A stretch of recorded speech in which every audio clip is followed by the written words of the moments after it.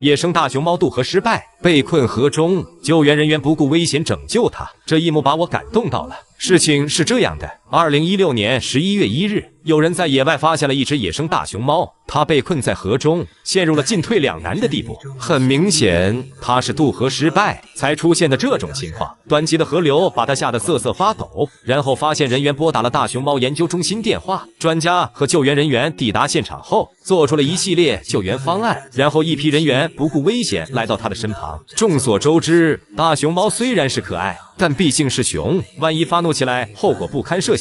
但他好像知道这些人是来救他的，他表现得十分安静，因为他处在的这个过道上十分狭窄，再加上他的体重不轻，想要将他抬上去几乎不可能，所以大家就想到了将他拉上去的方法。这里大家正在把绳子系到他的身上，防止拉的时候将他弄伤。救援人员小心翼翼地系着绳子，准备了一番工作后，下面的人员慢慢将他抱起，上面的人员慢慢将他拉起来。这个方法很有效果，他正在被慢慢拉起，拉的过程中他依然很安静，最后他成功被拉上岸。随后工作人员对该大熊猫进行了安抚和健康检查，确保其身体健康后，将把它放回野外。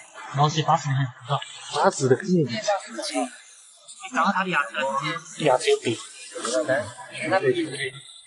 就这样确认他是健康的状态后，工作人员将他放归了大自然。这次经历，想必他整个熊生都不会忘记。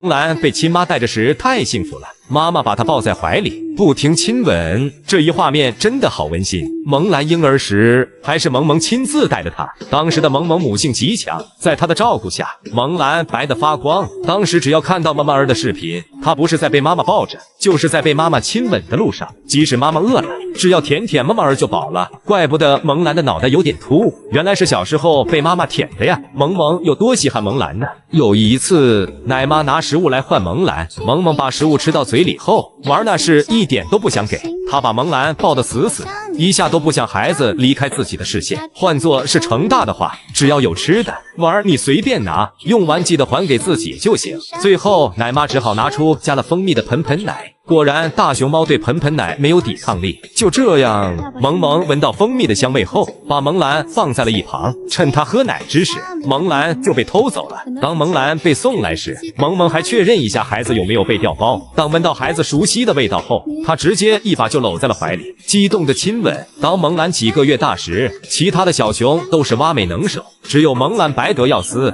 主要是因为爱美的萌萌看到孩子身上脏了，就会拉着他去洗澡。反正妈妈带他的那段时间，他无拘无束，每天都没有烦恼，可以自由自在的做个快乐的小熊。直到和妈妈分开的那一天，他都委屈坏了。至此以后，萌兰开始学会长大。好在遇到了发姑奶爸，陪他度过了整个童年。童谣中有妈的孩子像个宝，没妈的孩子像个草，这真的很有道理。福宝怕爷爷从树上摔下来，在地上扶着爷爷的脚，并耐心指挥他下来。事情是这样的，5分钟前，福宝在树上卡住了，然后大喊救命。听到女儿呼救后，爱宝立马朝着福宝走去。此时的福宝越卡越多，身体完全受到了限制。爱宝丝毫没有犹豫，就朝着树上爬去救女儿。就这样，爱宝一边安抚，一边进行施救。由于福宝卡得太严实，自己在树上根本不好使力，怕福宝2次受到伤害，爱宝只好选择离开，另想其他方法。爱宝下树后，朝着人工通道方向走去。由于他说不来人话，自己又担心福宝的安危，所以他在通道前来回徘徊，焦虑坏了。令人感到高兴的是，幸好江爷爷发现了这一幕，把爱宝收回去后，就从人工通道走了过来。上树前，江爷爷活动了一下筋骨。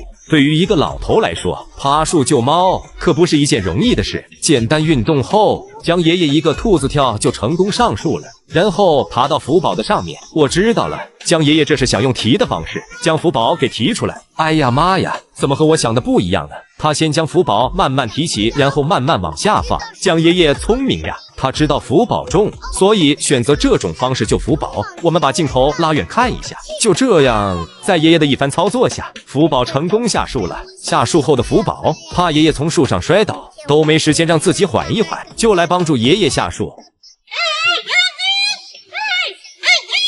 他一边指挥一边扶着爷爷的脚，这一幕真的要把我感动哭了。尤其这里，爷爷脚够不到地，他抱着爷爷的脚，让他踩自己身上。最后在福宝的帮助下，爷爷安全下树。爷爷和福宝真是天下第一好，很可惜，他们现在却分开了。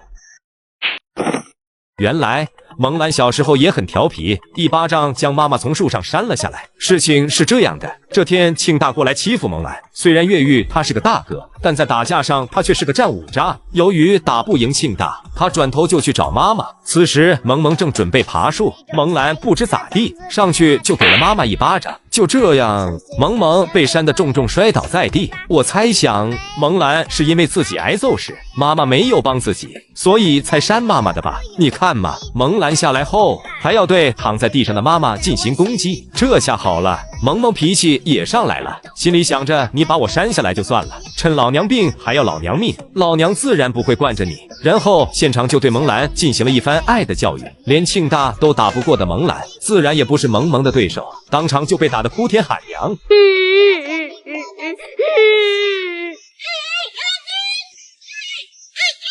哭完认错后，萌兰便跑开了。奈何萌萌并不这么打算放过萌兰，追着她又是一顿胖揍。之后的萌兰就变成了这样，委屈巴巴地站在角落，下班也不回家了，和我们小时候一样，生气了以不回家的方式威胁大人。最后妈妈没过来，反而是发姑奶爸过来了，他过来安慰妈妈儿，来接妈妈儿回家。起初萌兰还在委屈中不愿回家，但发姑奶爸对他进行了耐心的安抚后，他慢慢朝着奶爸靠近，然后投入发姑奶爸的怀抱中，以这种公主抱的方式回家了。哈哈，这时的萌兰好调皮也好可爱呀，要是我是发姑奶爸就好了，就可以抱着萌兰回家喽。这里不得不给发姑奶爸点个赞，萌兰在四川时他对妈妈儿最好了。小五和妈妈玩耍，同时被吓到，忙在跑走时突然撤回找小五，我都要被这段感动哭了。事情是这样的，这天小五和妈妈正在围墙边玩耍，突然不明铃声响起。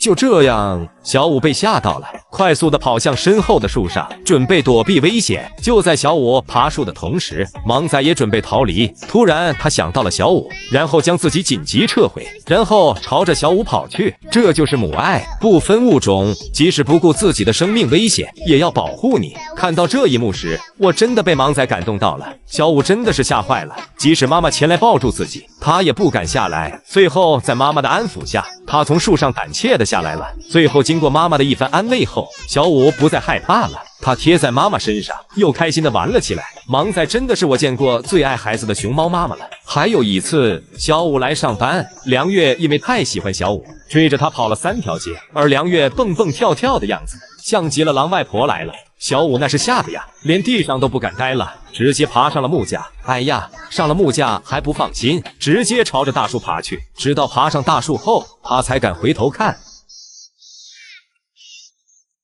看到仔被梁月吓到了树上，芒仔冲过来就对着梁月凶凶。